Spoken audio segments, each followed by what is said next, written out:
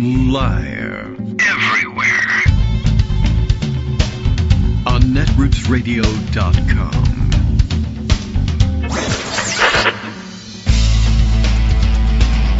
David Waldman. Kagro. In the morning. Now, here's David Waldman. Hey, good morning, everybody. How you doing? It is Tuesday, June 30th, 2026. It's the last day of June. We're done. That's it for June. Goodbye, everybody. We'll just all leave now. All right. Well, another month, I guess, under our belts. I don't think that marks anything in particular, but hey, July 4th is coming because July is coming. July begins tomorrow on the 1st, as it should. And then Saturday is the big day. Big heat wave to hit the East Coast in the next couple of days. Temperatures expected to soar above 100, and I think they'll cool off a little bit. Is the last prediction I looked at anyway. By the way, I'm getting my weather from Kalshi now. I don't know if you are as well. I mean, why not just let anybody predict the weather? It's important for the markets or something. Why have experts do it when you could have idiots with money do it, or maybe even idiots without money? I don't know. We'll see what the latest actual weather prediction is.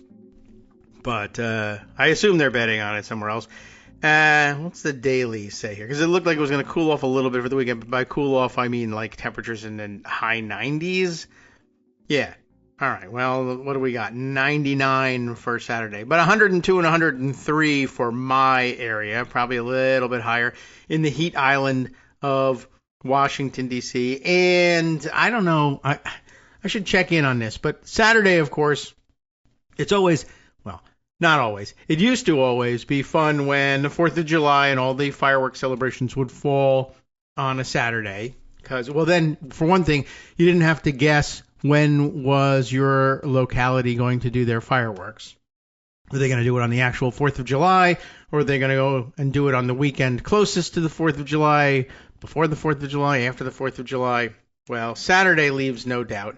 And, of course, it being the big celebration down on the mall, plenty of room, by the way, down there. But I guess actually a large part of the mall will have maybe partially obstructed views for the fireworks now that they've built all these temporary weird shelters with the peeling vinyl siding that I've seen. Shoddy work, but they're temporary buildings, I guess. I don't know how much they really should be putting into this. And then most of the budget went to, maybe all the budget went to building the fake arch at this point. And that's how they ended up with what they got down there. But rumors circulating, I mean, I guess they're going to put on, you should expect that they were going to put on a gigantic fireworks display. I think Trump is into the fireworks. And there were plenty at the UFC fight. So I suppose you should expect lots more. And they said they were going to, set some sort of world record for the most number of fireworks shells. But the number appears to be kind of absurd. I don't know what the world record is or how you even keep such records. But yeah, I think we mentioned this yesterday that for some reason there's this article circulating, or the screenshot of an article circulating on social media in which someone, I don't even know who's making the claim, but it sounds like a very Trumpy claim, claims that 50 million visitors will be there on the mall for the fireworks, and I highly doubt that. It's possible that several million will view the fireworks either on TV or from Washington, D.C., or from the nearby environs across the river, what have you. But I don't think anybody's estimating 50 million. No, I hope not. It will be very hot if all those people concentrate in one place. And the world will tip over, as you know. So who was it that said that? That I can't remember. But it'll come to me later on. That if the population or the even the visiting population of Guam got too high, that the island could possibly flip over. That was a Democratic member of Congress, as I recall, and I can see his face, and I just can't remember his name. Anyway, so that plus the word was that they were launching some 860 possibly 1,000 shells. And I think somebody claimed to have done some math about that, saying, if you set off 5 shells every second, and that's That's quite a lot for a fireworks show, and mostly a finale you might expect. Maybe it's even higher than 5 per second in the finales, but then it would take some 47 hours possibly to set off all of those shells. Well, I don't know. They could be doing more, considerably more than 5 a second, given, I guess they're arranging launching mechanisms all over the place. And I guess part of the reason that the reflecting pool is now blocked off, besides the algae bloom, let's say, and the fake fears about sabotage that continue to demand that the entire whole of government respond to a fake vandalism attack. And that is really remarkable all by itself. Anyway, it's fenced off because they're also putting launchers for these specialty fireworks shells all over the place. I guess like lining the reflecting pool. They'll probably fire some sort of, white flares or, probably red, white, and blue flares over the reflecting pond and go for the reflection in the green water, which at that point will be dark and you won't notice how green it is. Also, they're doing the fireworks very late for some reason. I saw the other day there was a start time of 10:30, which is like bad for kids. But it is Saturday. But then I saw that they pushed it back maybe until 11 start time. And they were saying you're going to have to expect to be in line for several hours to get through security to make it to the mall if that's where you want to view the fireworks. So I think a lot of people will be staying away from that. But not just gated and controlled entry, but metal detectors everybody's going to have to go through. And you're not allowed to bring lawn chairs because you can't get it through the metal detectors anyway. Can't bring long chairs, can't bring coolers, like all the things that people would want to bring in order to stay comfortable if they had to get in place 2 hours prior in 100-degree heat. In addition to 850,000 fireworks shells going off in a relatively concentrated area. I guess they're dispersing the launchers and maybe going to do a broad vista of fireworks being launched all over the place, which would be a great show, I'm sure. But it also, I guess, holds up the possibility of enshrouding the entire place in a blanket of smoke, heavy, dense smoke, in 100-degree heat and high humidity that just might not dissipate. So, and you can't bring an oxygen tank because of the metal detectors and security, etc. So, you might be in a bit of trouble. But I assume attendance will be well below the 50 million mark and probably below what they're anticipating down there. Certainly if the police and National Guard presence is any measure about what they are anticipating. Though they could be entirely innumerate and are posting people down there based on their understanding of what 50 million really looks like. But a lot of people just staying away, and the Great American State Fair, or whatever the hell they're calling it, also likewise generating like zero visitorship. The pictures from everywhere, and TMZ has been delighting in showing just how sparse the crowds are to television audiences that normally wouldn't care about such a thing. So I don't know. Yeah, I'm with whoever it was that pointed out that maybe this is the best thing that.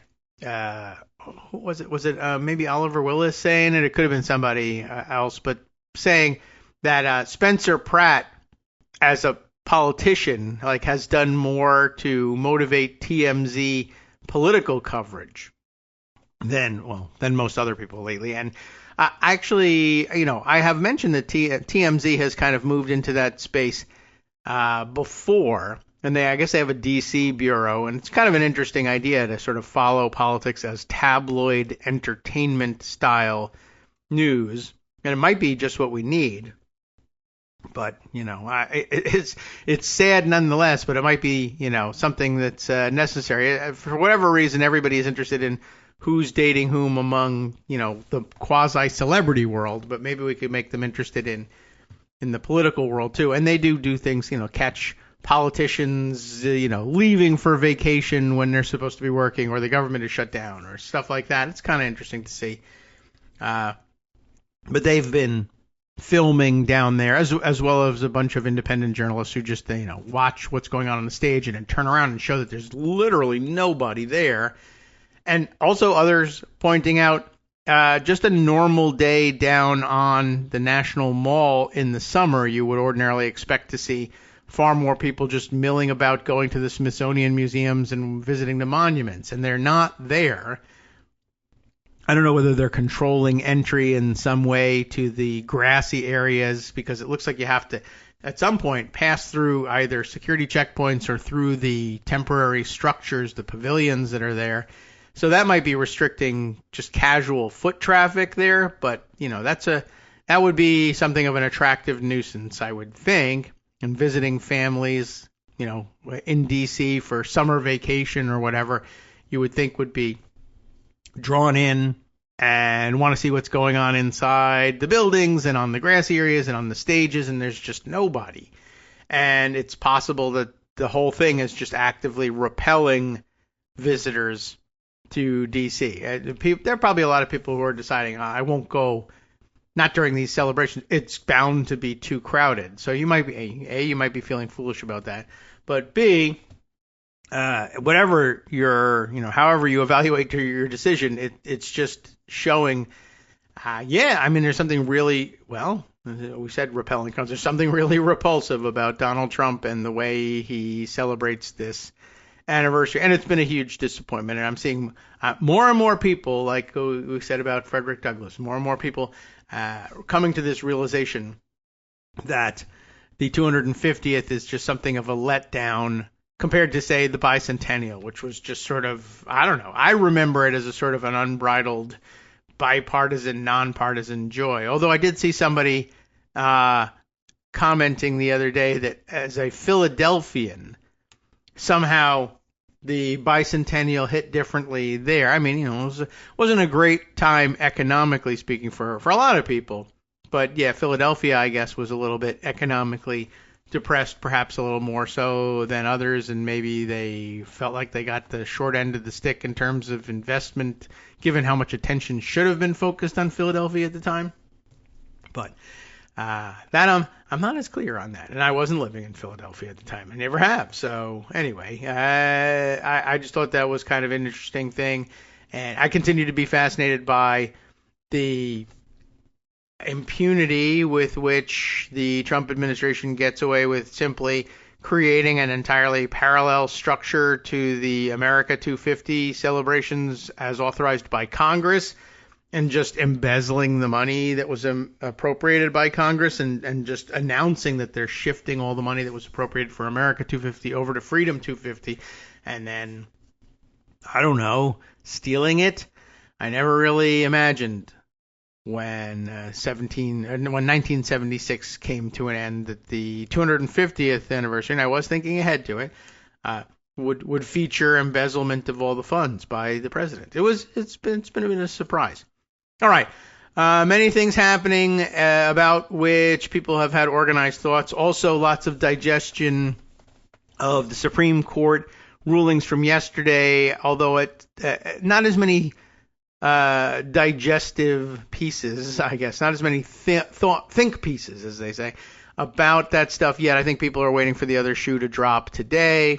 The moderate, I guess, middle of the road projection is more disastrous decisions, but not the big disaster of just simply throwing the 14th Amendment out the window. But I guess that's the idea, is they'll save birthright citizenship, trash everything else, and then walk away in hopes that people will say, well, at least they something birthright citizenship. And I guess you should take whatever win you can get. Although, I don't know. The lesson for me for a long time, and increasingly over the last couple of days in which they've released opinions over the past few years, just sort of coming to the conclusion that even the good things, the silver lining, here, I'm taking those away from you too. Silver lining decisions, or silver linings to even bad decisions. And this too, I see, is popping up in the commentary, and I think Adam Serwer kind of hit the nail on the head. You should. There are people reacting to the which one was it? Slaughter decision. Oh well, the president now has the power to hire and fire at will just about anybody in government anywhere. Lots of people splitting hairs about it, but I think that it comes down to that, minus the Fed for some strange reason, and everybody is pointing to the same reason there. The court majority doesn't want their investments to fall apart. So the Fed is different for reasons. And we're getting closer and closer to one of my own predictions is at some point they're just going to become embarrassed and stop telling you the reasoning behind their decisions and just say this is the decision, and not just on the emergency docket where they do that as a matter of routine, but in major substantive decisions, merits decisions as well. They're just going to stop because it'll become too embarrassing. And that might end up being the mechanism by which they do the other thing that I think they'll do, and Adam Serwer seems to think they'll do. Lots of people pointing at this and saying, well, good, actually, that the president now has the power to hire and fire at will in just about any position in the government, because that'll make it so much easier. We were a little worried about the difficulties of that a new Democratic president, the next Democratic president, might have in purging the federal government of Trump holdovers or any other Republican, for that matter, holdovers, and that they were going to use the embedding feature, I guess, of protected civil service to leave people in place, move political appointees into standard civil service jobs at the end of the administration and just leave them there with civil service protections. But if you erase the civil service protections, why? By golly, that means that the next Democrat can get rid of all these people. Except I am increasingly of the opinion that they will just come up with some stupid reason that they don't feel like explaining to you if they just feel like they can't. That doesn't really apply with Democratic presidents. Democratic presidents have to hold to civil service protections. And by the way, Democratic members of Congress will want them to, and they'll play this a little bit like the blue slips. And so when there's a Democratic president and a Democratic Congress, either way, really, presidents can't fire people at will. When there's a Republican one, they can. And it will just begin to play out that way. And I can't give you an articulable reason for it. I can imagine the dumb sorts of things they might say at the time. They won't make any sense. But I can also imagine them just saying, don't really have to actually tell you anything about that. So, we have that to look out for. I wonder if I can find quickly enough Adam Serwer's, the way he put it. I don't think I bothered this morning or yesterday to repost those things, just because I don't know, it's just super frustrating, and I didn't know how I was going to even put it in print. I'm just going to get on the air and be frustrated about it. But I'll see if I can find his formulation of it. Because it was, wasn't, super insightful necessarily. It was just succinct and I thought likely to be shown to be correct. Although, where am I going to find? I'm having difficulty finding his feed. He's one of those guys that more people are talking about him than he's, than posts from him. Because he's just that kind of guy, and dang. All right, well, see if I can. There it is.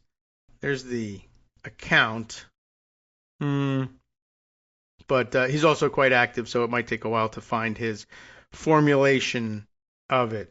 But, all right, well, not as easily findable as I thought. But he also, I guess, spent a considerable amount of time watching the World Cup along with the rest of us too yesterday. Very good games, very chaotic and distressing shootouts to finish out two of the games. If you were watching, and the worst of the two, if you ask me, I didn't mind the outcome, but what were we watching? Morocco and the Netherlands, and just I guess. The worst, I don't know, the worst shooting I've seen in a long time, or at least the largest number of just highly questionable and terrible shots. The usual bad luck and hitting of posts, but also just some incredibly bad shots that don't even hit the post, just miss entirely, but by a long way. Like, you've done wrong in professional or professionalized sports when I look at something and say, that's about how I would have kicked it. Right? I hate to come down on the one Netherlands player, the one Dutch player who just basically whiffed entirely, missed the goal by, 6-8 feet to the left, and it was a kind of a weak shot and on the ground, and hey, that's about how I would kick it. Anyway, on my best day. That's his worst mistake. My best day is, the same result. Anyway, that's not news. That's not what I wanted to tell you, and I can't find Adam Serwer's immediate comments, but let's get to some of the stories I wanted to share with you. I hinted at one of them, and it's the 250th. America 250, Freedom 250, Divide, I guess. And I think there's more than just this one, but I happen to have one from Time magazine. Is that right? I'm not on the Time site. I'm at msn.com, where the Time article is. Although this usually means that I've been sent this by Scott. Although sometimes I just land here anyway. But this might be one that maybe he heard me talking about it and said, oh yeah, I should add this to the mix. But anyway, Time magazine, Philip Wang, writing how America's 250th birthday party split into two rival events and only one with Trump. And I thought maybe it would lay out the groundwork for how this happened. I mean, we got the basics of it that it did happen, but the how and the why, I have my doubts about whether Time magazine can really give you the full picture of this. But let's try. This Saturday, on America's 250th birthday, and I should also note for the record, Justice sent me this picture. I have seen it. I saw it yesterday. I was reminded that it existed. I tried very hard to forget it overnight. Trump added another golden doodad to the White House, a gigantic, gold spray painted eagle, like with the U.S. shield. We don't have a coat of arms, but the striped shield with the I don't know how to. You see it on the Great America, the Great Seal all the time, and other motifs of Americana, Federalist Americana. But big spread-winged eagle, spread-eagled even, and the shield and stars and the whole bit, and it's gigantic and ugly. And I don't know. He super glued it to the door over. I don't know, maybe is it the South Portico where he's also put up his supposed walk of fame and all the lettering of what rooms are where?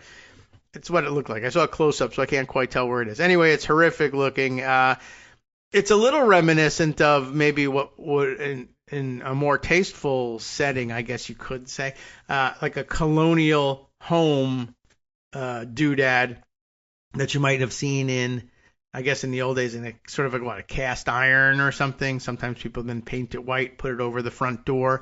But, the eagle in that case is, 1.5 foot wingspan. This thing looks to be, a good 3 feet and gold spray painted and the whole bit. And it's, it's ugly, it's stupid. And he posted it and sent it around on social media saying it was a gift to the White House on its 250th birthday. And lots of people, pointing out the White House isn't 250 years old. It's a gift to the White House on America's 250th birthday, I guess. But also odd about it, it had a ring of stars around the shield. Was covering up the torso of the eagle, and there are a full 11 stars around it. No one knows how they landed on 11. Ordinarily, that's something you would see 13 of. The shield likewise has 11 stripes on it. I don't know. Maybe it was AI designed, and the guys are just like, that's the design they gave me, and that's what I built. At least they built it to the right scale, unlike Stonehenge and Spinal Tap or something like that. Though people also pointing out, 11 stars, that was the Confederacy. Is that what we're talking about here? Not sure. And one other suggestion is that the other two stars are there, but they are represented as the, let's say, the animal's gametes. That's it. The last two stars are his balls, everybody. But you're hidden by the shield, you see. The very patriotic 11-stripe shield. It's one of the dumber things that I've seen him glue to the wall. But, it'll require a little bit of woodwork when we pry that thing off in the coming years. Anyway, this Saturday, on America's 250th birthday, not the White House's 250th birthday, the U.S. government will host two marquee events on opposite coasts. I didn't know about that. One on the National Mall, I'm aware of that one, in Washington will feature President Donald Trump, who is billing it as the most spectacular Trump rally of them all. Not a America's birthday, not a America 250, not a semi-quincentennial. Trump rally. He just comes out and says it. So you know what to expect there. The other will be in Los Angeles. Okay. With Queen Latifah hosting, which, okay, although, sort of a queen, anti-royalty thing. Oh, it's not one of those mean kinds of queens, I guess. Queen Latifah hosting, and Chris Stapleton, Chaka Khan, and the Smashing Pumpkins performing. That wouldn't have been necessarily the lineup I would have guessed at, but it sounds pretty good, and I know who most of the people are. The two events are as different tonally as they are geographically. Both are the work of separate federally aligned groups that are barely acknowledging one another in the run-up to the big day. It's a far cry from what anyone was imagining years ago when lawmakers, yes, actual legislators, Congress, began getting serious about preparing for this milestone. I know a lot of my letdown about the party prep and hype for it ignores the fact that they've been trying to do this right for 10 years. Hi, Kagro in the Morning listeners. This is Rebecca Romans, longtime listener and longtime supporter of the show. Do you love your non-corporatized, completely independent, commercial-free Kagro in the Morning show? Do you stand out among the crowd at the office water cooler when discussing current events because of all the up-to-the-minute news you've been brought by David Waldman? Then it's time to give back a little. David relies on contributions from listeners like you and me to keep this show on the air. Patreon.com is among the easiest ways to make secure recurring monthly donations to support the show. Patreon.com/KagroX will bring you straight to his donation page, where you can sign up for any convenient tier you like. A mere $5 a month. You'll never miss it. Works out to about 25 cents a show. That means that David is making 12.5 cents an hour, which, by coincidence, is exactly what the GOP wants to lower the federal minimum wage to. Once again, David is ahead of the curve. If Patreon.com doesn't sound like your kind of thing, there's always PayPal, or even the Square Cash app. Any way you choose to donate, please choose to donate. And thank you on behalf of David and the rest of us listeners. Thank you very much. All right, welcome back now to the Kagro in the Morning Show here on Netroots Radio. Before I get too much further, I should point out that what Justice sent me about the stupid golden eagle and its 11 stars and stripes has been parsed even further. He sent me the Twitter post of one Chef Joe Guerra, who I guess if you're looking for him on Twitter, you can find him as Red Hot Nerd. I don't know. I didn't choose it. It's just there. So he says, look, this eagle is an issue, and not just for the two major reasons everyone is talking about symbolically. The 11 stars and stripes typically represent the Confederacy, yes. The eagle was a Nazi symbol, also, yes. Stylized quite differently. I mean, look, you can't deny that the eagle is an American symbol as well. But, as he says, what this actually is and why it's worse is the symbol of the American Bund. You remember the early Nazi sympathizers, organized Nazi party sympathizers here in the United States, who held their very overt American Nazi rally in Madison Square Garden. We've all heard about that, or at least I think we've all heard. We've talked about it, certainly, and there's a picture of it below in Joe Guerra's thread about it. with a link to an Encyclopedia Britannica entry on the subject. But he goes on to say what it is and why it's worse. It's a symbol of the American Bund. Now, the Bund deliberately, very deliberately, did use 13 stars and stripes on their eagle, but this design marries the two together. So that's fun. I don't know where I really put the the motivation in all of this. I mean, this crew is dumb enough that they just might have taken some sort of AI slop and said, make one of these, and it never occurred to Trump or any of the people who he works with to count the number of stars. They may not even know. I mean, there's plenty of people that have no idea. If you remind them, 13, yeah, remember the 13 original colonies? Colonies, what? Okay. There's just a lot of people who just don't know that or know the correct number of these things and wouldn't recognize it. I mean, it's easier to believe that, certainly. You could say, oh, you're just trying to comfort yourself, I guess. But it's easier to believe that they just didn't know and don't want to know than that they did know about the Confederacy and 11. And, I mean, if they didn't know, if it's easy for you to believe that they don't know about that the 13 is the correct number, it's very difficult for me to believe that they do know that 11 would be the purposefully wrong one because Confederacy. And it's just, we're just dumb, and stuff that looks American is all we want to see. That's all we care about. So I don't know. But it's out there as part of the analysis as well. It's just plain embarrassing that you get the number 13 wrong entirely, all by itself. All right, but where we left off in the middle of this Time magazine article was how we got to the split between America 250 and Freedom 250.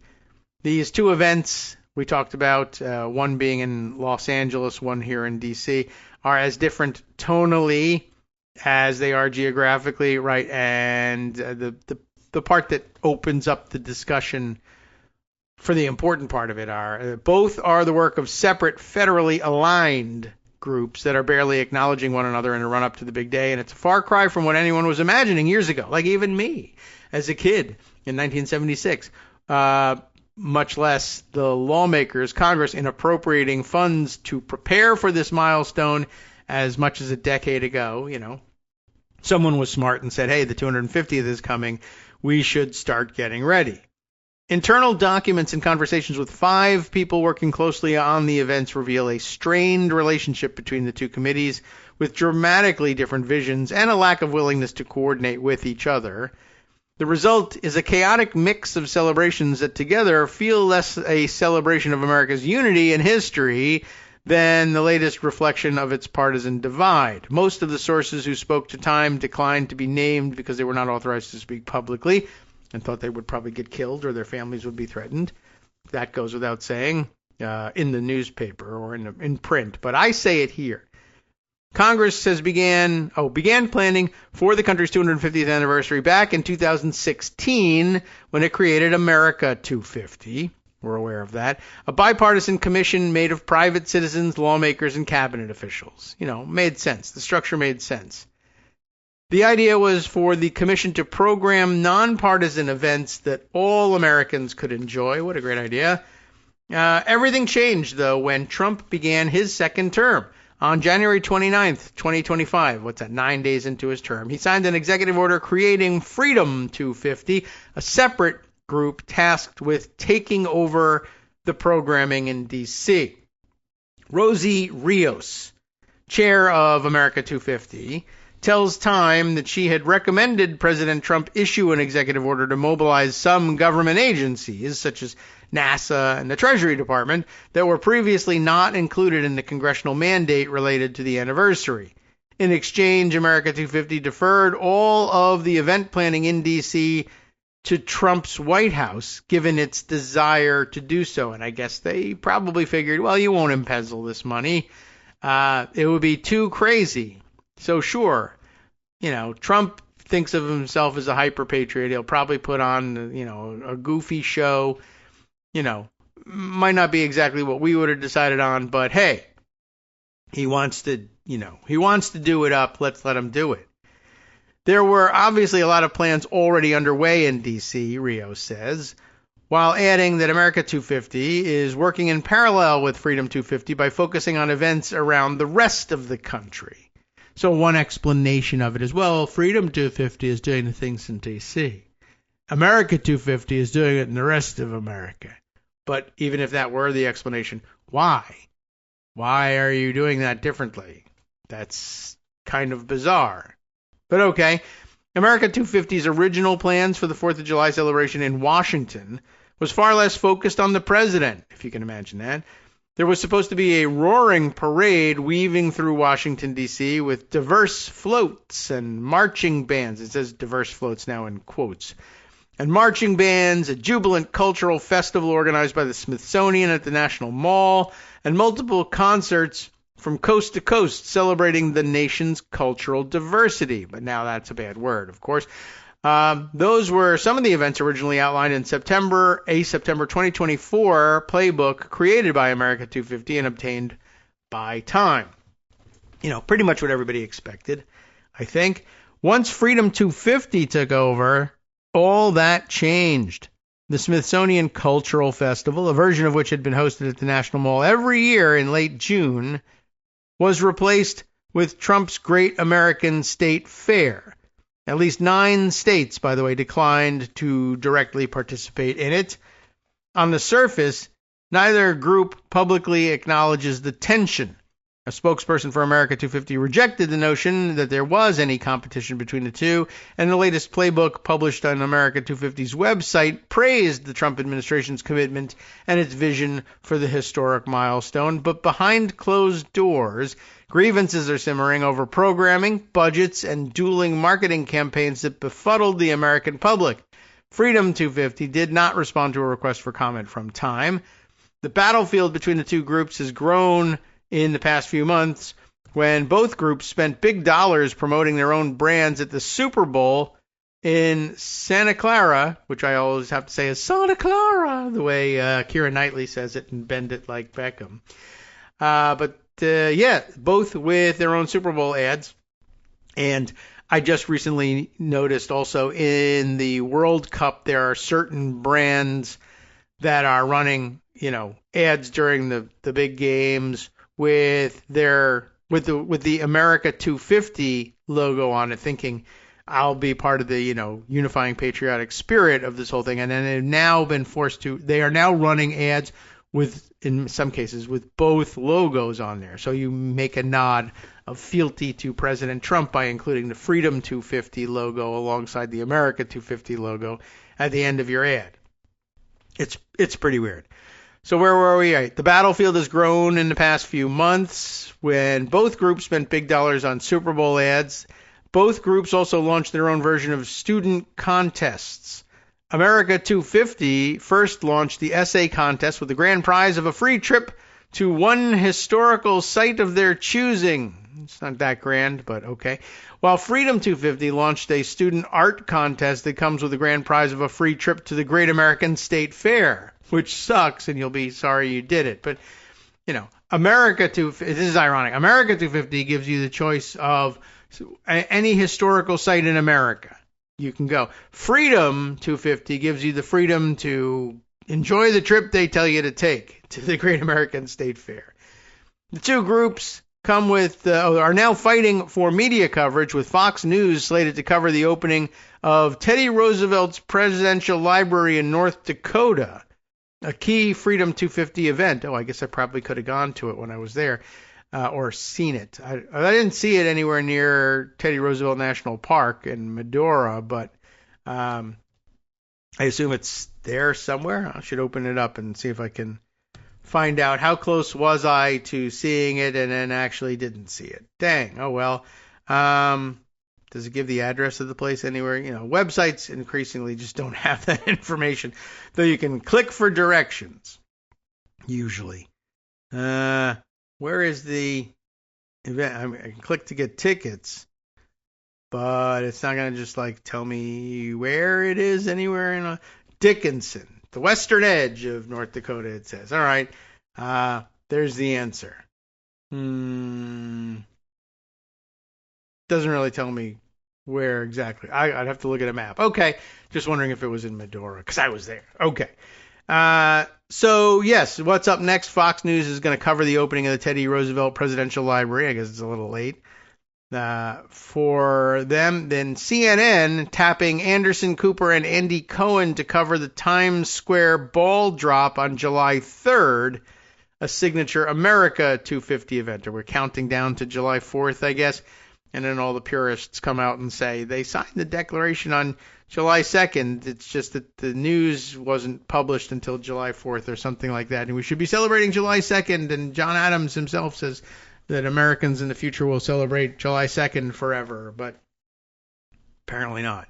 A person familiar with the situation tells Time that although Freedom 250 still sends a representative to America 250's meetings, I guess to spy on it, there is no sense of collaboration between the two groups, given that America 250 does not want to be affiliated with the kind of celebrations that Freedom 250 has set up. They're not really getting to the meat of it just yet. I don't know whether they will. It's Time Magazine. They may be glossing over it. Those jealous guys over at America 250 are the real problems. Why won't they join with Freedom 250? And the real reason, of course, is the Freedom 250 is, one, unauthorized by Congress, and two, is just being used as a shell company to suck up the money that was appropriated to America 250 and do Trump promotion with it. And that is wrong. Anyway, they don't want to be affiliated with the kind of celebrations Freedom 250 has set up. From the violent UFC fight in front of the White House to the Freedom Truck, a traveling fleet of several trucks, actually, 6 18-wheelers loaded with historic, maybe, exhibitions curated by PragerU, a right-wing educational organization, educational being, I would have scare quoted that one, that is often criticized for promoting revisionist versions of American and world history. And they're doing it right now. Lots of criticism floating out there around Freedom Truck and the things that they're glossing over. During a congressional hearing last week, Senator Alex Padilla, a California Democrat and one of the America 250 commissioners, criticized Trump's decision to undermine America 250's plans by creating a competing group. Like, why would you do that? President Trump couldn't help but try making America's 250th birthday all about himself, Padilla said. Now, next up, leadership trouble. When discussing how the planning around America's 250th birthday became so divided, several people familiar with the planning pointed to one man. I mean, it was Trump, really, but they were pointing and said to Ariel Abigail. Abigail? Abergel? I don't know. Former Fox News producer, what a surprise, and former aide to First Lady Melania Trump, who Trump tapped to be America 250's executive director in May of 2025. So he put in his own guy and still needed to start his own thing. That's odd. According to one person working closely with the commission, Abigail, I'm not sure how it's pronounced, decided to take a maximalist approach to plans for the celebration, which isn't a bad idea by itself, which 3 people described as a tumultuous era for America 250. One idea that Abigail floated was creating the world's largest American flag. What a terrific idea. Isn't that great? Large enough to cover half of the Pentagon and unfurling it at Joint Base Andrews in Maryland or Lebanon, Kansas, the geographic center of the United States, depending on how you measure that. I've also run into a geographic center of the United States considerably north of that. And I guess if you're in... there's a geographic center of the contiguous 48. There's a geographic center of the diffuse 50 states. Even that is in dispute. I don't know. All right, so it's big enough to cover half the Pentagon. They're just not gonna. They're going to unfurl it instead at Joint Base Andrews or Lebanon, Kansas. Abigail also appeared to prefer televised events over lower-profile educational programs and began promoting Trump's divisive proposal for the 250-foot arch in front of Arlington Memorial. It's Arlington Memorial, really. Arlington National Cemetery. Okay, fine. Abigail was part of the reason why there was confusion between what the White House was doing and what America 250 was doing, said the person familiar with the situation. But another person familiar with the situation and close with advisors to the White House said Abigail's orders when appointed executive director was to plan for large-scale made-for-TV events in a short amount of time. That certainly sounds like Trump's instructions, and made for TV, of course, because that's how I want to see it. Some of the programs in America 250 has been planning since 2016, such as a student essay contest, not only do not align with the Trump White House's priorities, but were viewed as a waste of taxpayer dollars, the person said. I'm not certain who the person was, but it's probably worth using the Trump voice for that. When the clashes between committee members and Abigail went nuclear after Charlie Kirk's killing. Multiple outlets reported that Abigail was fired after unilaterally deciding to use America 250's social media to honor Kirk in a way commission leaders viewed as inappropriate. So I guess their first instinct was to take over America 250 and try to turn it into a MAGA organization. And when that didn't work, they simply formed their own organization and stole all of, or some significant portion of America 250's money. All right. So multiple outlets report Abigail was fired after this Charlie Kirk tribute. It was an organizational issue. It was personality issues. It was lack of vision. Representative Bonnie Watson Coleman, a New Jersey Democrat and one of the 8 members of Congress on the committee, says of Abigail's time leading the group. The divide between America 250 and Freedom 250 further soured over public funding and private donations. In 2025, America 250 asked Congress for $150 million to plan for the celebration nationwide, with the understanding that $50 million of which would be spent on events prioritized by the White House. Okay.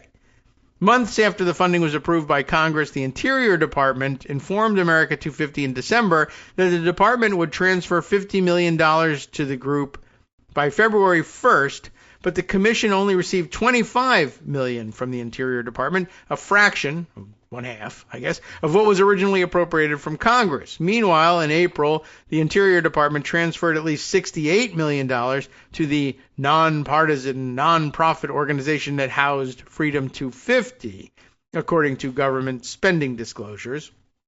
I just hope that we get at least the other $25 million that minimally should go to A250, Representative Watson Coleman told me last month, while explaining that many state and local historical and public engagement programs that are collaborating with America 250 were relying on the funding.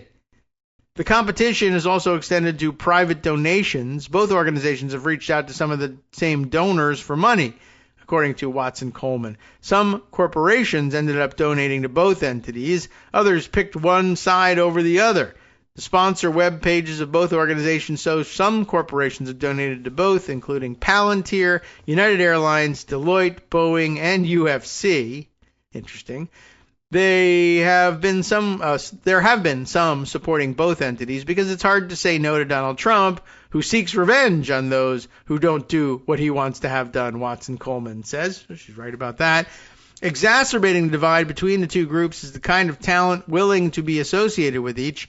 In May, Freedom 250 organizers announced the roster of artists set to perform a series of concerts in June and July on the National Mall. We've talked about that, including Martina McBride, Young MC, Milli Vanilli, and Bret Michaels.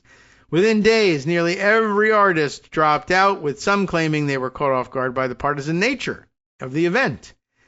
The concerts were eventually canceled and then later resurrected as just 2 Freedom 250 events, both centered around Trump. A kickoff rally to the state fair on June 24th featured country singer Lee Greenwood, whose God Bless the USA has become Trump's exclusive entrance songs for his rally. No more YMCA. I guess he dances to that later. Opera singer Christopher Macchio, who sang the national anthem at Trump's second inauguration. And a special performance by Alexis Wilkins, the girlfriend of FBI Director Kash Patel. The second event is the July 4th celebration on the National Mall, which is set to include the Joint Armed Forces Orchestra. They were there on opening night, too. And national speakers, according to the Freedom 250 website, I guess like Sean Duffy, who came out to shout about libtards.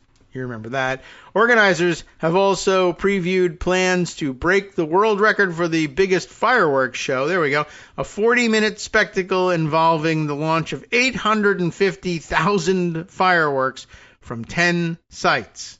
There you go. Some confirmation of that rumor circulating. I guess it's more than a rumor now. So if that person decided what it was like 5 shells a second equals 47 hours. But if they're getting to 40 minutes, then you need 60 times that. So is that right? 60 times 5 is, this should be easier to do. It's 300, right? So 300 shells a second.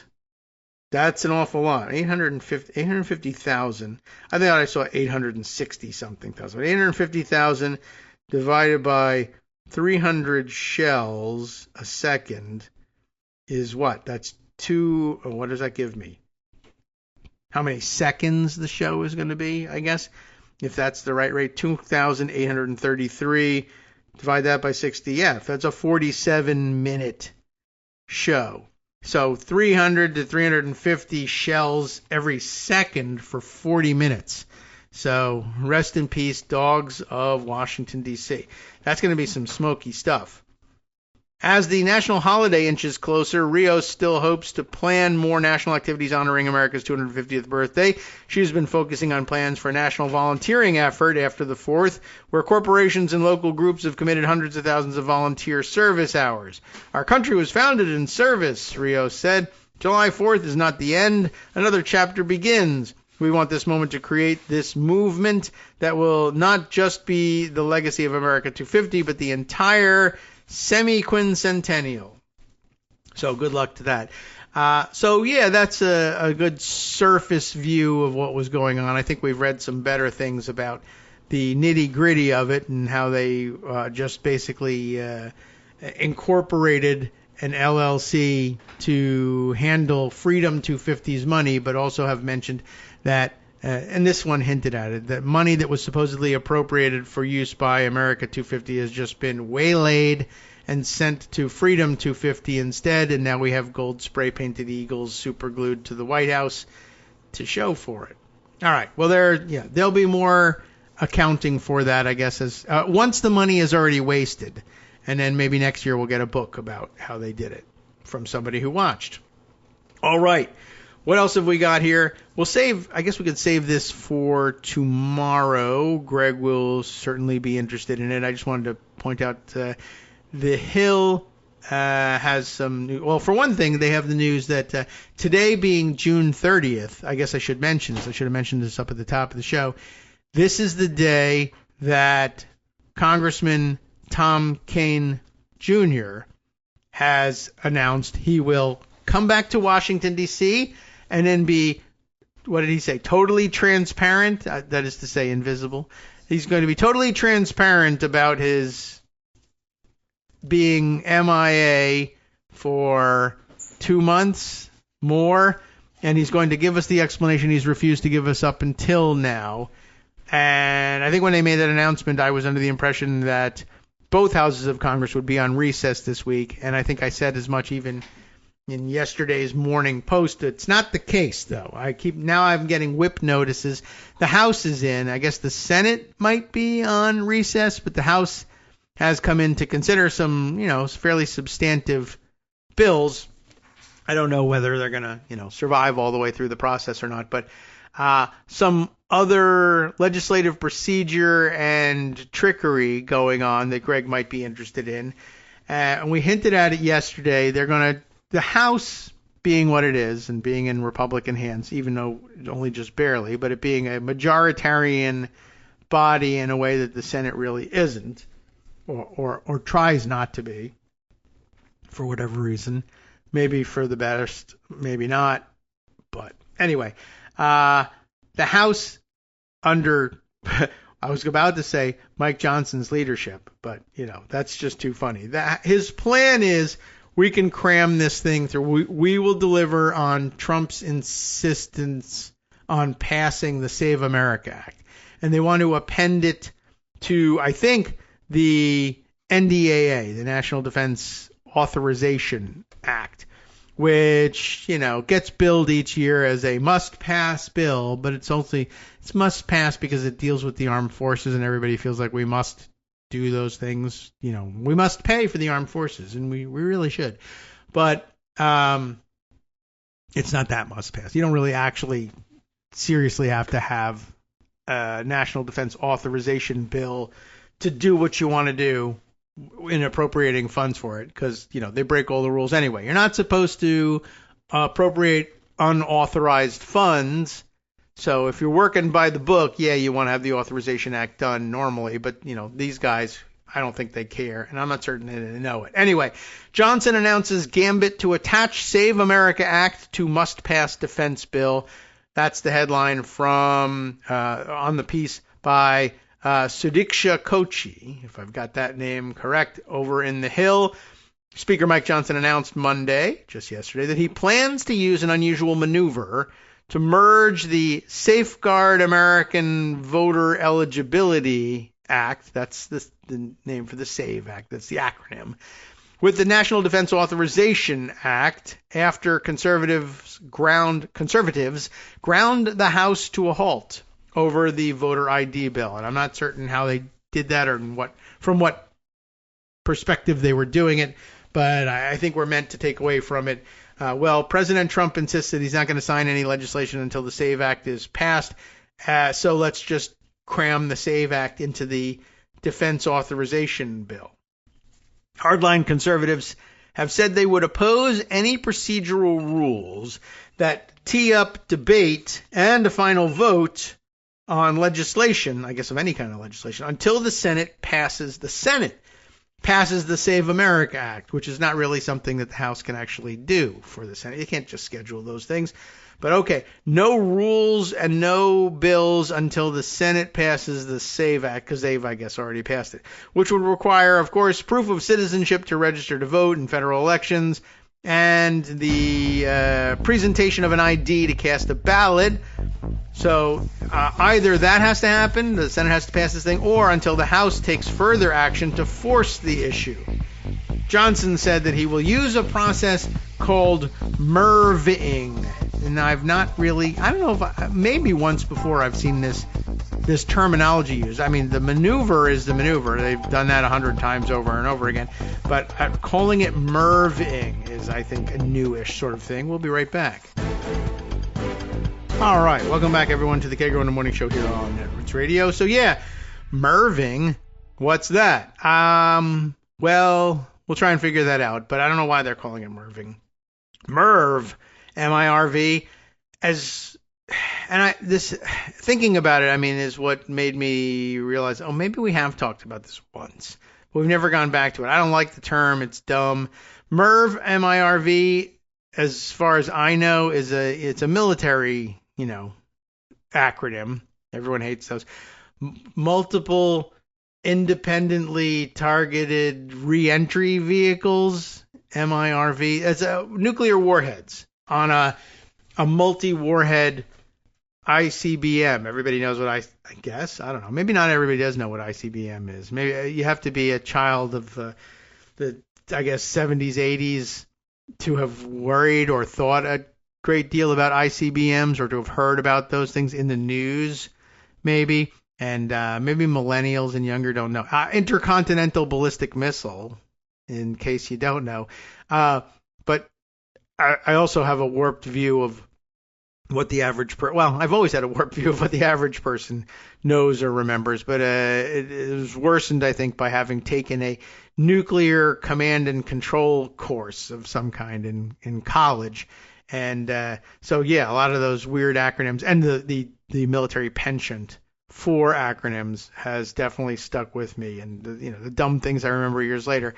I think a lot of more people than just me remember ICBMs, but MERV and OTHB, the over-the-horizon backscatter radar for detecting what the military likes to call air-breathing threats, cruise missiles that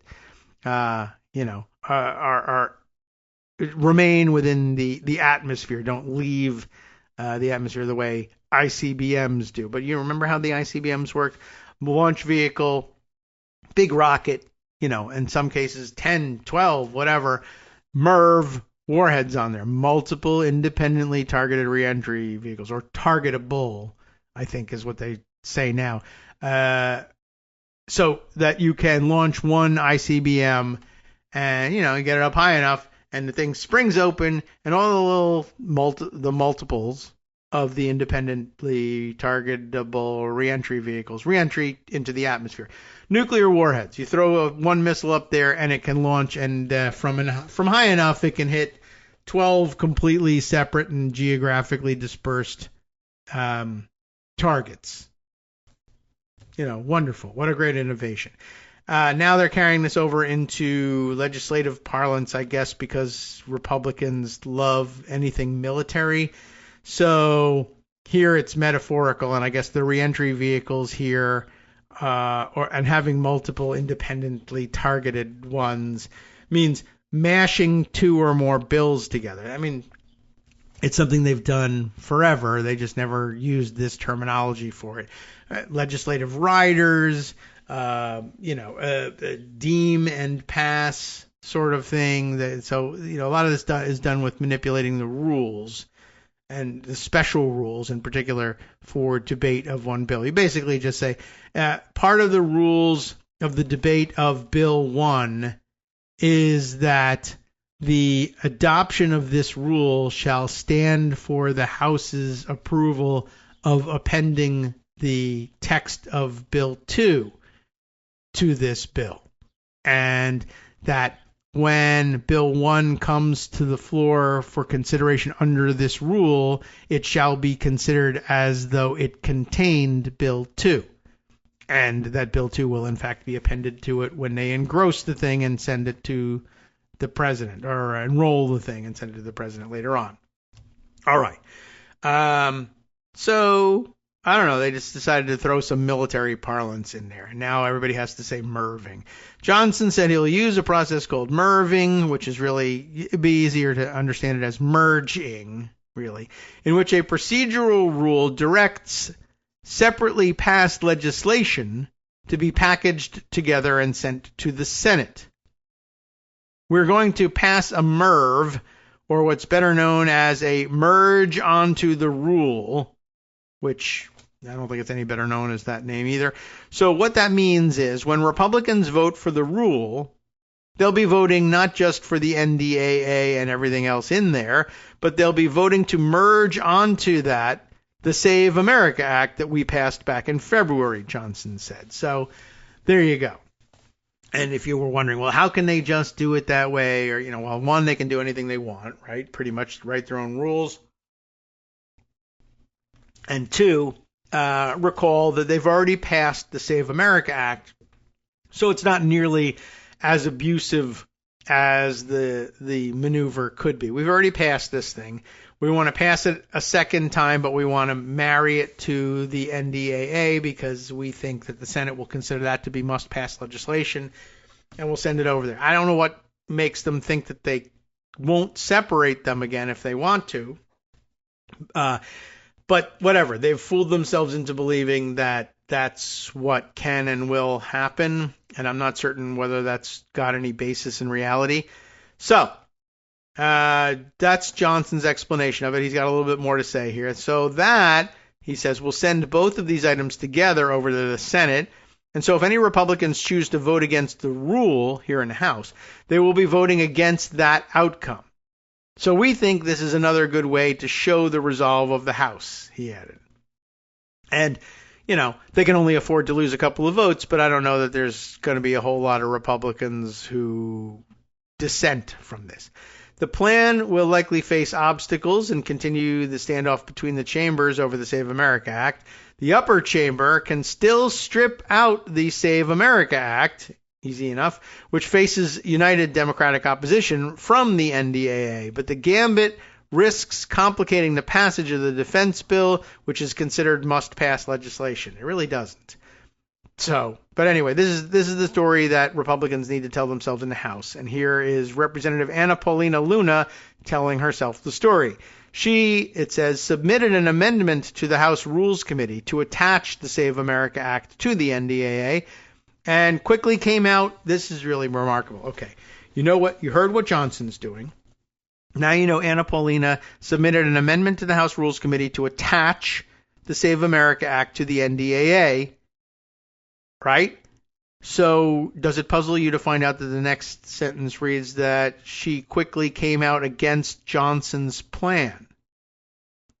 Why? Johnson's plan is ultimately to merge the Save America Act onto and graft it onto the body of the NDAA. Anna Paulina Luna brought an amendment to attach the Save America Act to the NDAA, and they are in opposite camps somehow. I'm not sure why. They are slightly different things, both aimed at the same end. Why they would oppose one another. I mean, you got your preference for different procedures. Johnson's takes the, February passed Save America Act. I think it said when it was. Yeah, takes the February passed Save America Act, and assuming it's the same language in the Save America Act as Anna Paulina Luna is using, then all we're seeing is Johnson says the one we passed should be attached by the rule for the NDAA, should be attached to the NDAA after we pass the NDAA. Maybe that has no separate vote necessary now for, on appending the Save America Act, minus the rule. The rule would be the only vote there would be on the attachment. Anna Paulina Luna's plan is to offer an amendment to the NDAA to add the text of the Save America Act somewhere in the pages of the NDAA. Both would end up sending merged bills to the Senate. Johnson's would just take what was already done before and add it on later with one vote. Whereas Anna Paulina Luna's plan, I guess, is, well, we'd have to pass the rule, which would allow for my amendment. Then there would be a separate vote on adding the Save America Act to the body of the NDAA. And then there would be a vote on final passage. And I don't know whether she wants to have more votes. I don't know whether she thinks, it's only fair if we actually have a vote straight up or down on adding it, whereas Johnson wants to avoid as many of these votes as possible. But why they're at each other's throats, I don't know. But that's just because they're Republicans, I guess. Here's her attempt to explain it. Merging the NDAA plus either Save America or voter ID would still allow the Senate to strip out either or. The only way to ensure the Senate passes this is to make sure it's in the bill text of the NDAA, meaning that my amendments must be made in order. I'm not trying to be difficult, but this is what 80% of Americans want. I don't know about that. And what we promised the American people, so I stand by my decision. Luna wrote on the social platform X, better known as Twitter, of course. So what she's saying is, I guess it's her belief that if we amend the NDAA to add the Save America Act and then send that over, the Senate will say, it's a whole package, either everything or nothing. Whereas if they merge the Save America Act, the Senate will have the option to strip it out. But the Senate has the option of stripping either one out, either way. I guess what she's saying is, if they strip it out of my version, then the NDAA has to come back to the House to be repassed, either in the Senate's chosen form without the Save America Act or some other way. We may try again or whatever. Whereas if we merge, this is a possibility. If we merge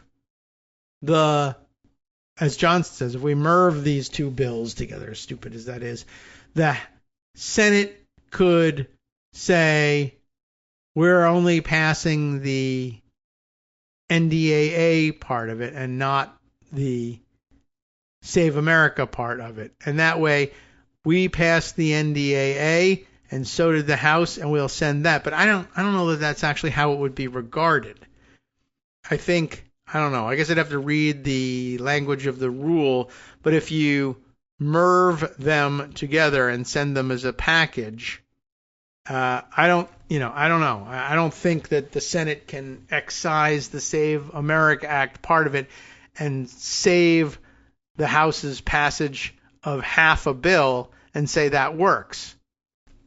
And in any case, it's just, I think, a misunderstanding that one is severable and the other is not. They're both severable.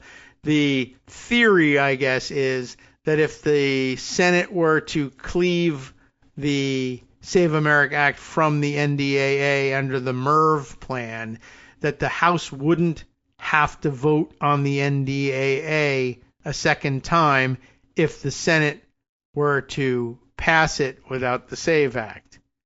But I don't know that that's the case. I don't know how. I guess it depends on how the bill gets engrossed afterwards and whether they in fact merge the thing. I guess it's possible that the rule is just upon passage of the NDAA, we also adopt a resolution directing the clerk of the House to resend the Save America Act over to them in the same bundle of papers. But I don't know. It's a little bit weird. But in order for it to, I don't know. I guess it's entirely possible that it has a different procedure in mind, so it might require a slightly different outcome. But I think it should surprise no one that Anna Paulina Luna has no idea that they can sever the Save America Act from her version of it just the same.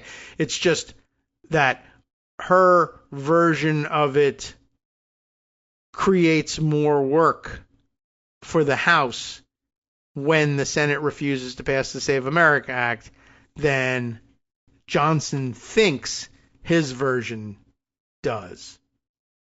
And he might be right, but I don't know. That's an odd one.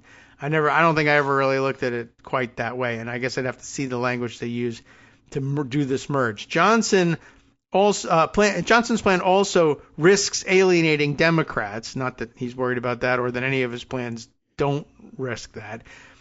They are expected to oppose the NDAA if it includes the Save America Act.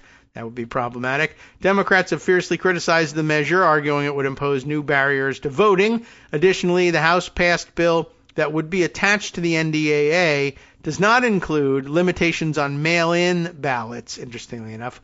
And that, of course, is one of President Trump's major demands. So that's kind of interesting, too, that even after all of this trouble they're going through, they won't have satisfied Trump's current demands when it comes to the Save America Act, which is also weird. I can't believe that they missed that one, and I can't believe that they're going ahead with this. If they're doing this whole thing just to satisfy him, why they aren't including his current demands, I don't know. But his demands change from minute to minute, too, so it might just be impossible to keep up with. Representative Tim Burchett of Tennessee, Republican of Tennessee, had told reporters earlier when asked about Johnson's plan, we might be able to get everything we want. But as Luna said, I like that they refer to her as Luna, we'd need to see it on paper first, just as I would need to see the rule on paper. Asked about Johnson's plan, House Freedom Caucus Chair Andy Harris, Republican of Maryland, said any way to include the Save or Save America Act, they're two different things, by the way, don't forget that, on everything coming out of the House, I'm for. So Anna Paulina Luna sort of out there on her own, no surprise, insisting that her way is the only way. And the House Freedom Caucus chair said, we'll take any way we can get. And Tim Burchett also basically says, hey, I think the distinction she's making in her mind might not really hold up. No surprise that Anna Paulina Luna's thinking is not necessarily always that on point, I guess. All right, let's see. Other things that probably need mentioning, in fact, definitely need mentioning, there are many. Is there another, do I have another story about, I don't think so, about the Freedom 250, America 250 divide? I don't think so. But a million other things about spending in D.C., about the renovations. But how about this? It is we got a little bit more room before the next break. Maybe we can read this, and if I have this set up correctly, we'll at least get our Adam Serwer time in, as he wrote a piece in the Atlantic responding to one of last week's more egregious Supreme Court decisions. So it'll take a couple days before everyone has digested and written about the egregious ones of yesterday and today. But this one addressing the decisions on temporary protected status for refugees, up to and including the Haitian refugees, one so targeted by the Trump-Vance ticket in the 2024 elections, and of course where we all have a stake in the in Junior's story that Bill Barr has told us a number of times and reminds us is still out there.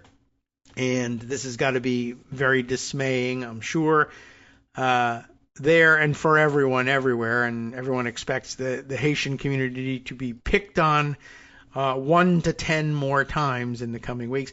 But Adam Serwer pointing out one of the more ridiculous aspects of this case. The court that will believe absolutely anything is race neutral, is the title of this piece in the Atlantic. The majority gives Trump yet more license to discriminate, which is pretty much dead on what's happening here. June 27th piece.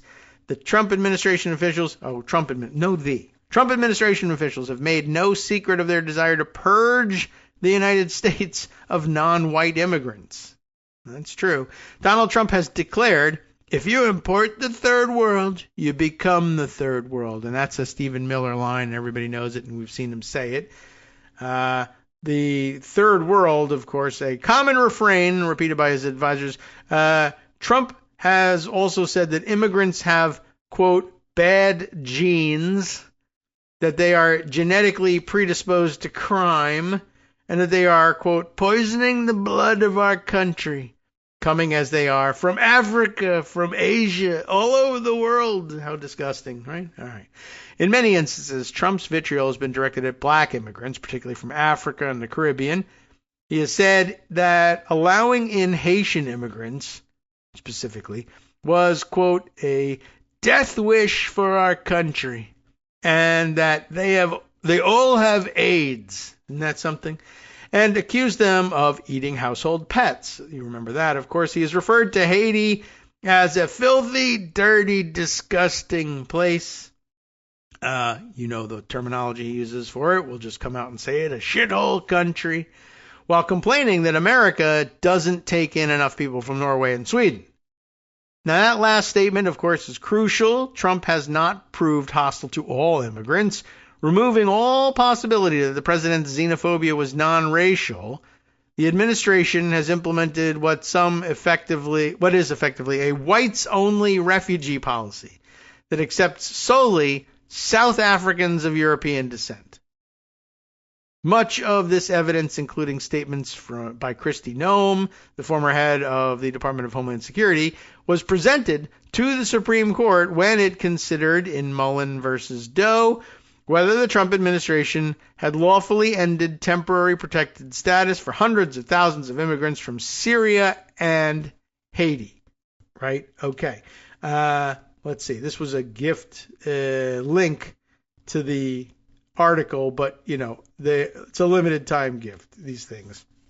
I'm going to have to find a new link for you and provide that to you through Scott. But in the meantime, I'm going to have to reopen this thing in a way that's going to allow me to access the rest of this gift that I was granted, but only for a limited time. Oh, it's taking its sweet time doing it too. Isn't that great?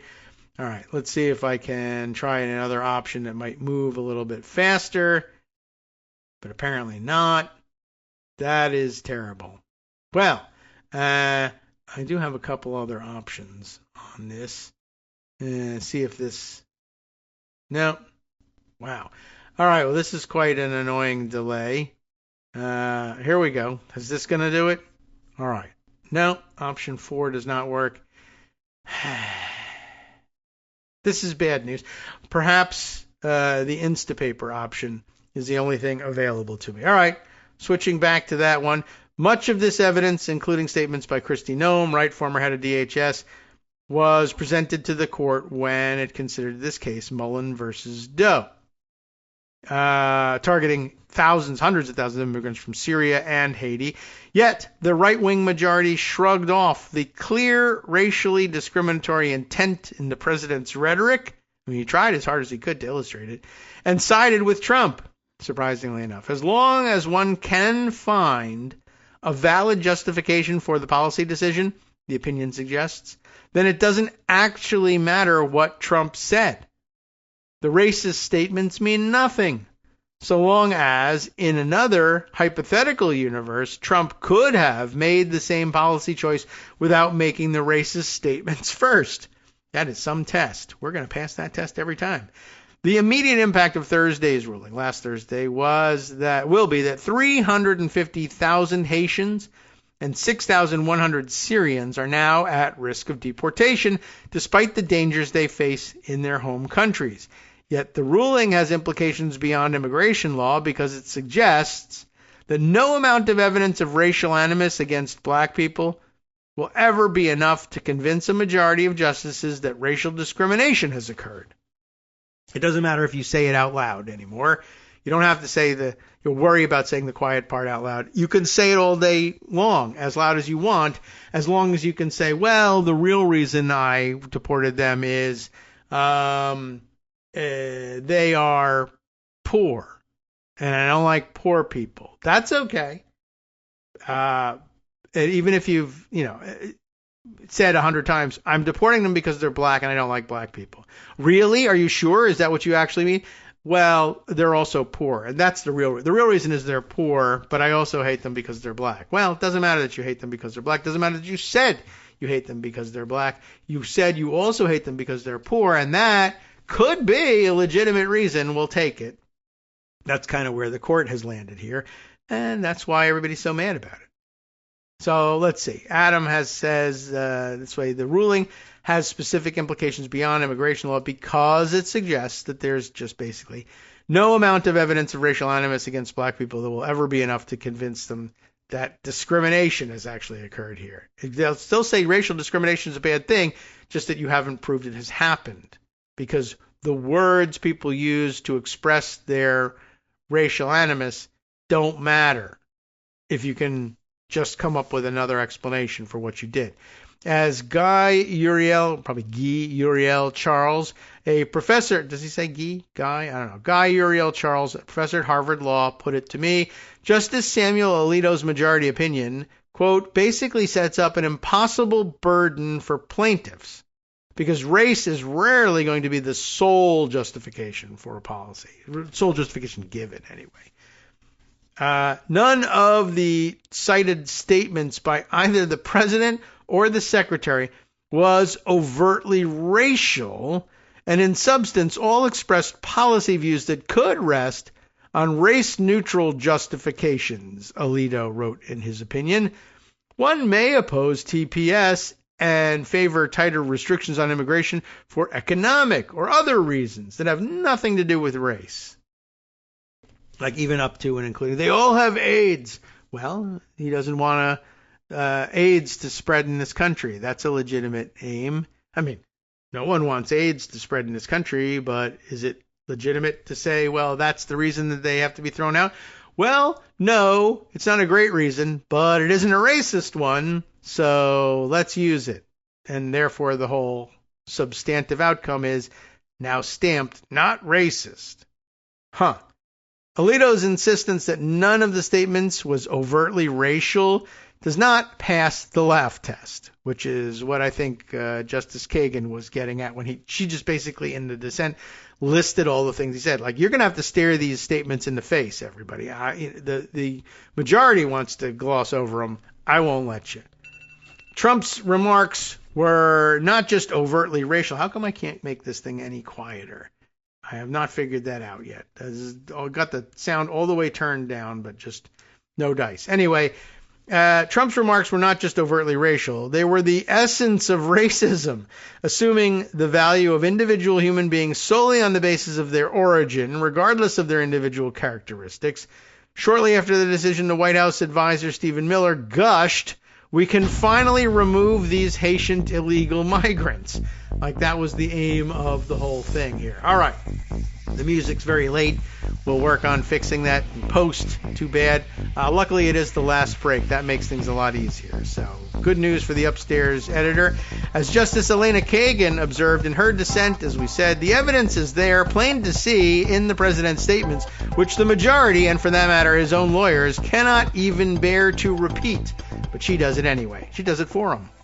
Sup, fam? It's your boy Darwin, a.k.a. Darwin_Darko, a.k.a. the most reasonable man in America, a.k.a. KITM's senior black correspondent. You might remember me from such recordings as Spacemen vs. Space Cadets and We Need to Talk About Joe Biden. Today, I want to bring you good news about that thing you've been struggling with. Do you suffer from giving too much of a damn? Do you turn on the series of tubes and find yourself outraged at the particular way some news organization strung some sentences together only to realize, nope, this is not some fictional hellscape? Well, guess what? You no longer have to accept a life of giving too much of a damn. You can do something about it, because even you, yes you, can be a show contributor. Now I know what you're thinking. Hey, Mr. Most Reasonable Man in America, I'm not some professional podcast talking guy. Don't worry about it. Do you have a smartphone or some other electronic recording device? Well, that's all you need. You too can have a segment where you can read us an important article and give us your take. Read one of your own original essays, or even just give us your commentary on something you'd like to share that's important to you. Fair warning though, side effects may include general punditry, having opinions and hot takes, getting stuff off your chest, and hearing your own voice. If your recording lasts longer than 5 to 7 minutes, please consult kagrox@gmail.com. That's KAGROX@gmail.com. All right, welcome back now to the Kagro in the Morning Show here on Netroots Radio. We're a little late in coming back, too, because the musical cue is later. I forgot about that. Well, ignore all of this for the podcast, because hopefully it'll all be fixed, and we'll have begun on time. I was using the extra time, which wasn't really extra, to comb through Adam Serwer's posts on Blue Sky to try to find the one I was thinking of earlier, and I haven't found it. It's just buried, and it's just not that easy to search Blue Sky. It's just really, I don't know, it's organized a little bit differently than Twitter ever was. All right, but where we were, oh dear, I guess everything is happening now in terms of the Supreme Court releasing the other decisions. Let's see. Kyle Griffin's Twitter postings being picked up and circulated here in screenshot form. Reuters, U.S. Supreme Court sides with Republican-led challenge to federal limits on spending by political parties in coordination with candidates. So that should be fantastic. And Steve Vladeck responding here. Second but not last, SCOTUS ruling in the campaign finance case, the usual 6-3 majority per Justice Kavanaugh, holds that federal statutory limits on coordinated campaign expenditures by political parties violate the First Amendment. Too bad. 40 years of precedent down the tubes, along with 90 years of precedent yesterday. So there you go. It's going to be interesting. And the impact on the upcoming midterms should be substantial if people are paying attention, and I think it's hard not to at this point. All right, let's see. And of course, Apple News tells me that they're also upholding state transgender athlete bans as well. So pretty much what everybody expected on the other fronts. And now we will wait and see whether they do the predicted, here's 2 terrible rulings and one that we just couldn't, stomach, saying, the plain text of the 14th Amendment doesn't mean anything to us. To hell with the whole thing. And we'll see where they land on that one. Although they may already have landed, and I just haven't seen the posts about it yet. All right, let me get back to what Adam Serwer was writing about at the end of last week, and then we'll start digesting what happened earlier this week, and then we'll wait for tomorrow to begin digesting what's happening right now. All right, where were we? Right, Alito, of course, insisting that, hey, none of the statements were overtly racial.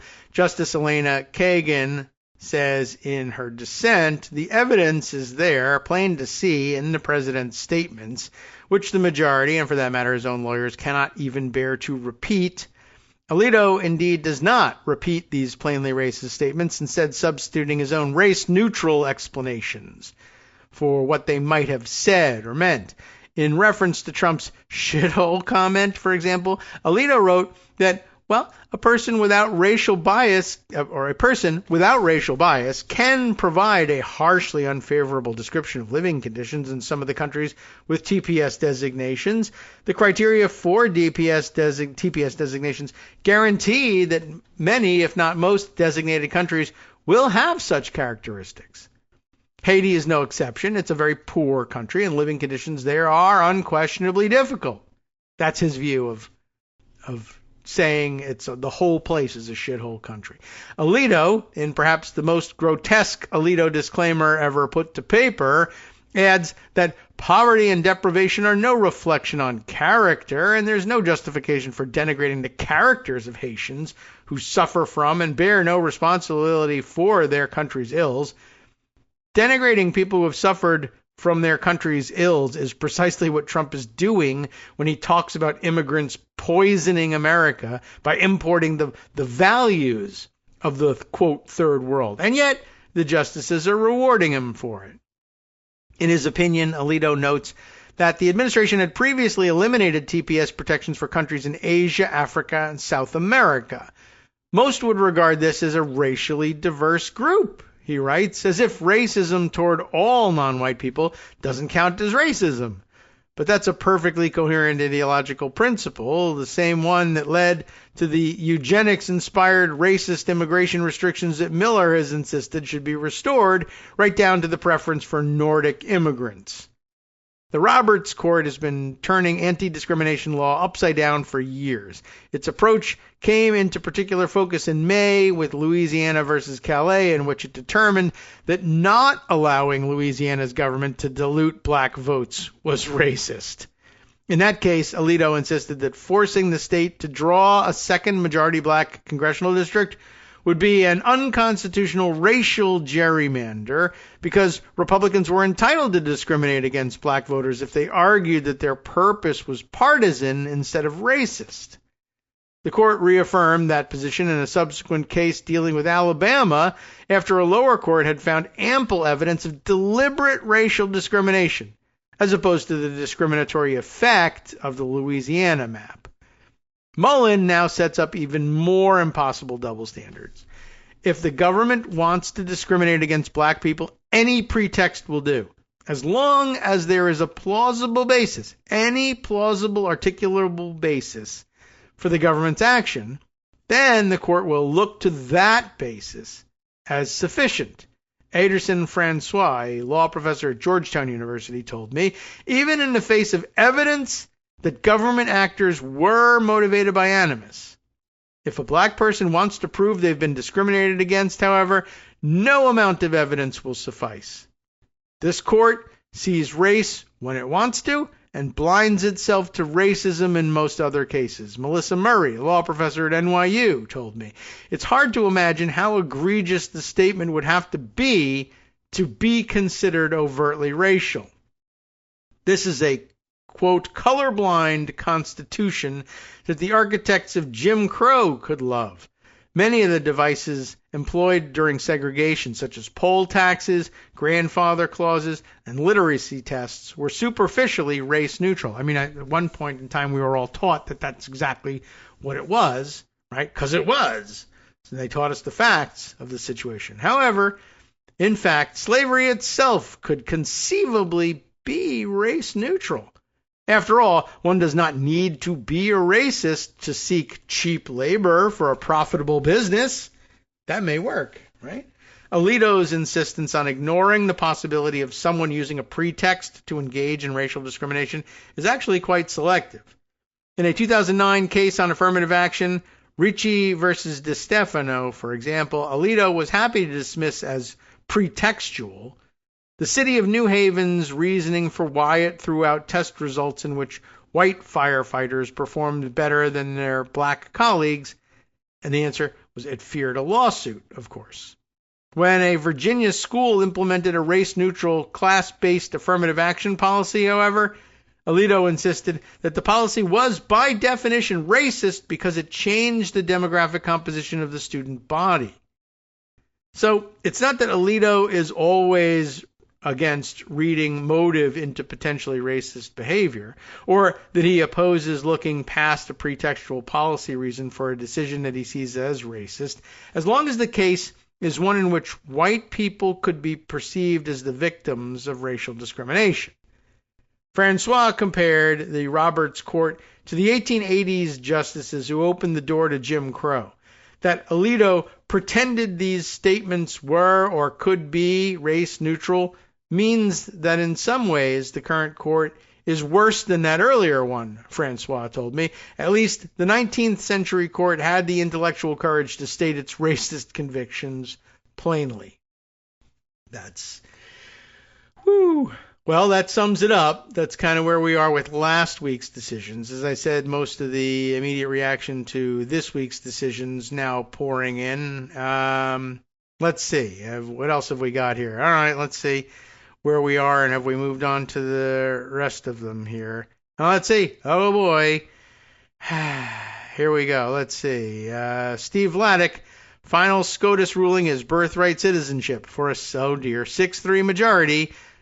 Oh, okay, the other way. There we go. The 6-3 goes the other way. The three dissenting this time are Thomas, Alito, and Gorsuch. That sounds good. Justice Roberts strikes down the president's executive order purporting to limit which individuals born in the United States would be automatically U.S. citizens, preserving the status quo. Justice Kavanaugh dissented from the majority's constitutional holding, so it's 5-4 on that. But he agreed that the executive order violates the existing federal statutes, so the underlying judgment is 6-3. A little bit complicated, but they didn't go so far as to say the plain text of the 14th Amendment means something other than what we've understood since the beginning, after all, and through several cases since then. So I guess that's nice. Pretty much what was expected. Violative of everything. In every other context, but at least here, no, not going to work. It's a bridge too far for John Roberts, so concerned as he is with the legacy of his court. Okay, every once in a while there is such a bridge he won't cross. All right, what else have we got here? Oh, an interesting development reported by The Guardian that ought to be added to our background understanding of the upcoming elections, and just life in the modern United States in general. Let's see.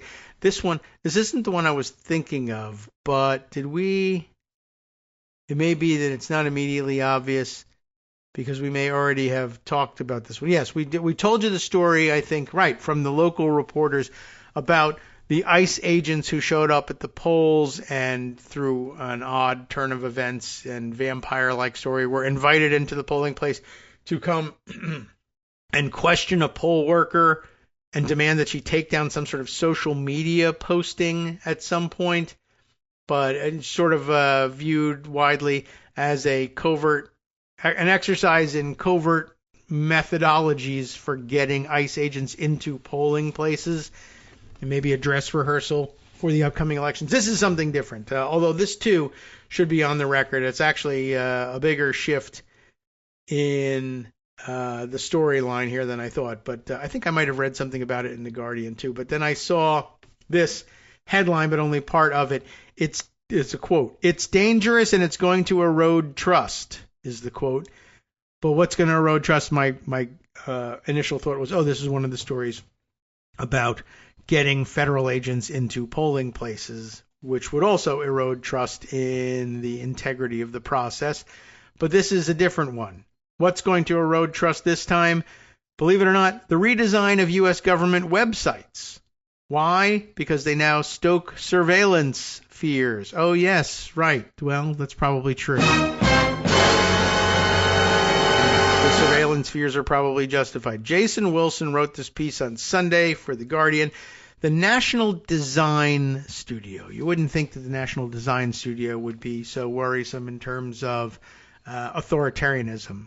But they are, of course, staffed by dodgy veterans, and that's important. Well, they've installed visitor tracking software on vital federal websites, and you may have gone to some of them, and now you're going to be under surveillance if you're going to use anything that this Trump administration puts out there on the web for your use as a citizen. All right, what's going on here? An opaque White House office, staffed largely by veterans of Elon Musk's quote-unquote, I guess, Department of Government Efficiency, we call it DOGE here, has quietly rebuilt some of the federal government's most sensitive websites, and you've definitely used some of them. Which ones are included? The one for passport applications, for voter registration, for prescription drug pricing. Everybody try my new Trump RX, right? And, of course, children's savings, all of your tax benefits for your kids, in ways that critics appear to violate federal law. Oh, no, not that. I wonder if we can hold the president to account for violating federal... right, yeah, no, we can't. The National Design Studio, or NDS, was established by a Donald Trump executive order last August and is led by Trump-aligned Airbnb co-founder Joe Gebbia and staffed by dodgy veterans. Why him? Because Airbnb, that's online. That means online equals tech, and online tech equals genius, and we got to have that in our government. And if you made one website where you could rent a vacation home, you've got to be able to make other websites and do other things, right? Because just website. That's logic enough for me. A Guardian investigation has found the office has apparently been developing or redeveloping sensitive federal websites. Is Airbnb a big sensitive website? It handles sensitive information. Does it handle government information? It's not. But this one does. But it's all the same because information is information. Just do it the way you would do it there, and if there's a data breach, so be it. All right. The Guardian investigations found the office has apparently been redeveloping sensitive federal websites, including those connecting Americans with prescription drugs, children's savings accounts, passports, and voter registration. The investigation corroborates and advances earlier reporting by the Drey dossier, D-R-E-Y, Drey dossier, a YouTube and Substack investigative outlet. So credit where it's due there. That's nice of the Guardian. The NDS built and now operates 4 public federal websites: ndsstudio.gov, trumprx.gov, where you had to go for your 1,500% cheaper drugs, realfood.gov, and trumpaccounts.gov. That must be the children's savings account stuff. All 4 ran commercial visitor tracking software configured to evade the privacy tools many web users install, and none carry the public filings federal privacy law requires under laws including the Privacy Act of 1974 and the E-Government Act of 2002. That'll make more sense to web professionals, I'm sure, but you get the picture, I think. Basically, no protections and no public filings of declarations of the tracking software that they're using and the information they're gathering about you. Separately, none of the NDS's spending or its arrangements with outside vendors appears in USA Spending, the federal contracting database, raising questions about how it is funded and overseen. Right. Violation in itself, and of course a reminder that we're flying blind with respect to what they're using and why and how. But they're probably buying it from themselves and installing it on government websites with no oversight. Separately, the NDS has also built and runs White House-controlled versions of services the U.S. Congress assigned to other federal agencies. But now that we have a unitary executive, who cares?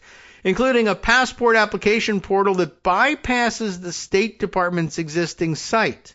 Why? and a copy of voter registration site vote.gov, a copy of an existing site. Combined, the sites route sensitive interactions Americans have with their government through infrastructure the White House apparently controls, and outside the reporting and accountability systems that normally cover federal agencies, which I guess if you want to take the most extreme view of it, it's basically like skimming credit card information at a gas pump or anywhere else, right? Any credit card reading, except the White House is doing the skimming, and also the White House is peopled and staffed entirely by international criminal syndicates, and they have immunity from prosecution now and possibly forever. Plus, of course, the pardon power in their pockets. So put it all together and, probably nothing happening here. But just in case, you want to know ahead of time, like now the president and his kids, I guess, presumably, and anybody who's high enough working there and remains loyal enough, like the weirdo that sticks to Trump's side 24/7 and prints out positive articles for him, can all, it's a hacker's dream. They don't have to, one, they don't have to learn to hack. And two, they can just say, steal the private information of as many millions of Americans as possible, give it to myself, and then I can walk out of there and just sell it to anybody who wants it. Dark web, Russian mobsters, myself for fundraising, whatever. Or maybe I just set Tiffany up as a list distributor. It's a business here. You need lists to sell these. I stole them while I was at the White House, and you can't prosecute me for it, and we've all been pardoned. Awesome stuff. Okay, so right, that's interesting. Like just route it all through the White House where everybody has immunity, and no problem. Analysis, but also parallels to the July 4th and America 250 celebrations, right? There is an organization already set up for this. What if we set up a parallel organization and stole all the money? Okay, that sounds interesting. I like the idea. Well, there's already a system in place for handling sensitive information that citizens hand over to their trusted government sources. All right, what if we built a parallel one and ran it through the White House where I could personally skim it myself and keep it and then pardon myself for stealing it? All right, that's an interesting story too. Let's do that.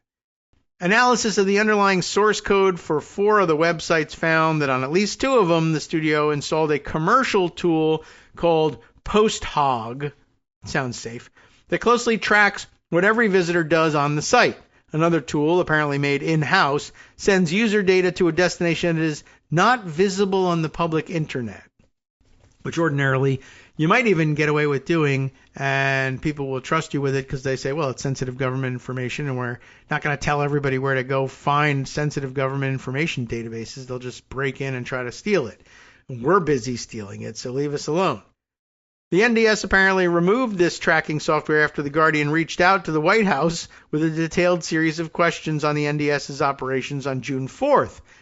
On June 17th, the White House spokesperson Liz Houston, or Houston, I don't know how she pronounces Huston, responded, all National Design Studio personnel comply with all legal requirements in their important work to improve how citizens interact with their government. They do not, but, the Mel Brooks principle in operation here, basically. Say yes and then don't do it. Are you complying with all legal requirements?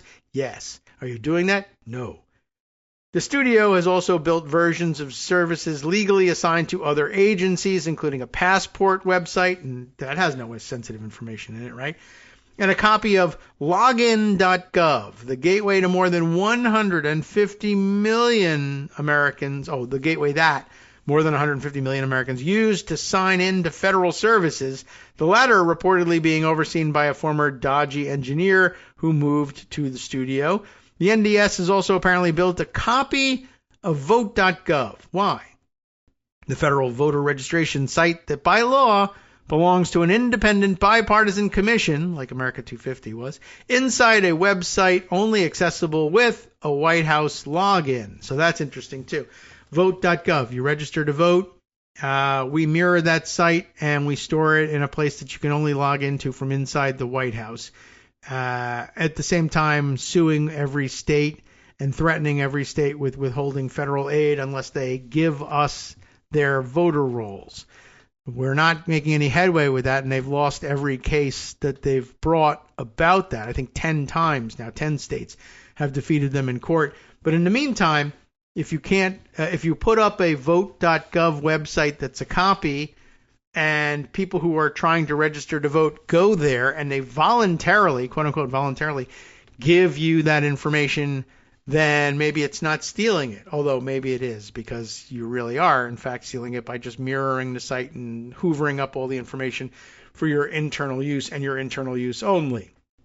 It's bad circumstantial evidence that it's only accessible with a White House login. A federal voter registration system run from inside the White House, with identity and citizenship checks routed through systems the administration controls, could let an incumbent see who is registering or check their registration in the weeks before an election, or order that they all be arrested, for instance.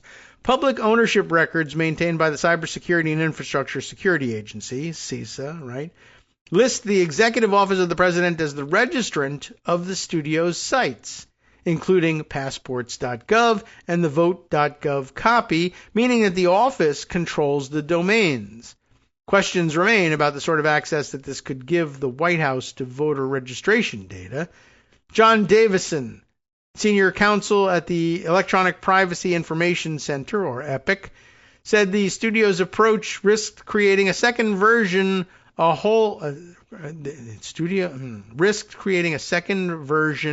quote, a whole sort of second skunk works version of the federal government, top to bottom, I guess, with all these shady tracking technologies and outside of the parameters of normal federal privacy laws. A skunk works is a figurative term for an experimental department within a larger organization with freedom to operate outside normal procedure. I think comes from the intelligence world and the black budget, as they used to sometimes call it. The Guardian sent a detailed list of questions to the NDS, about the NDS, to the White House press office for the attention of Gebbia and White House Chief of Staff Susie Wiles, who has oversight of the studio, allegedly. Separately, the Guardian sent a request to Gebbia's presumed email at the NDS. No addresses are publicly listed, of course. There was no response. Now on to the National Design Studio itself. Trump created it by executive order on August 21st, 2025, ostensibly to overhaul federal websites and digital services. The office sits within the Executive Office of the President as a temporary organization, a designation that places it, conveniently enough, outside the Senate confirmation process, outside the financial disclosure system applied to most federal appointees, and outside the Inspector General's jurisdiction, which covers cabinet departments. The studio is staffed under the same hiring authority that ran Dodgy. Not great. The studio's spending and any contracts it holds with outside vendors do not appear in the federal contracting database USA Spending or in any other public-facing record of U.S. government spending. Not a problem. Gebbia, who became a multi-billionaire after co-founding Airbnb, leads the office as Chief Design Officer of the United States. He stepped back from any daily role at Airbnb in 2022 and joined the Tesla board that September. I guess stop using Airbnb. I don't know if Vrbo is any better in its ownership. Gebbia has reportedly been a longtime Democratic donor, but in a lengthy January 2025 X post said that he had voted for Trump, casting the about turn as a response to, quote, living in the eggshell ages of these last few years, a time of silent shaming and fear where calling a duck meant you hated ducks. Ah, all those business geniuses. They speak so clearly. Since then, he has leaned into his support for right-wing causes and also made a $2 million donation to a super PAC supporting Andrew Cuomo in his unsuccessful face-off against then-candidate for mayor of New York, Zohran Mamdani. So now he's really mad. In April of 2025, he stepped down as chair of the board at Airbnb. That's nice. The company's Airbnb.org, the company's affiliated nonprofit, following backlash to his taking a role at Dodgy. Gebbia spent about 6 months at Dodgy in the first half of 2025, leading an initiative to digitize federal retirement records held at Iron Mountain for the Federal Office of Personnel Management. The executive order that created the role said that the office would be supported by an administrator who reports directly to White House Chief of Staff Susie Wiles. Okay, sure. Not actually okay. At least two other figures with dodgy backgrounds work alongside him. Greg Hogan moved into the studio and, according to Dre dossier reporting, was put in charge of login.gov. And Akash Boba, I think we've heard that name before. Akash, one of Musk's original 6 dodgy engineers, also apparently moved to the studio. His NDS email address is listed in the CISA federal.gov registry as the security contact for the United States African Development Foundation, an agency unrelated to the studio's stated mandate. Very odd.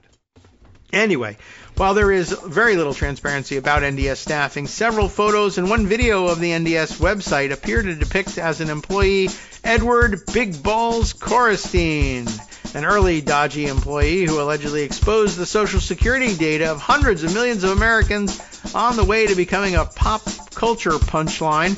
The studio's funding and contracting arrangements are similarly opaque.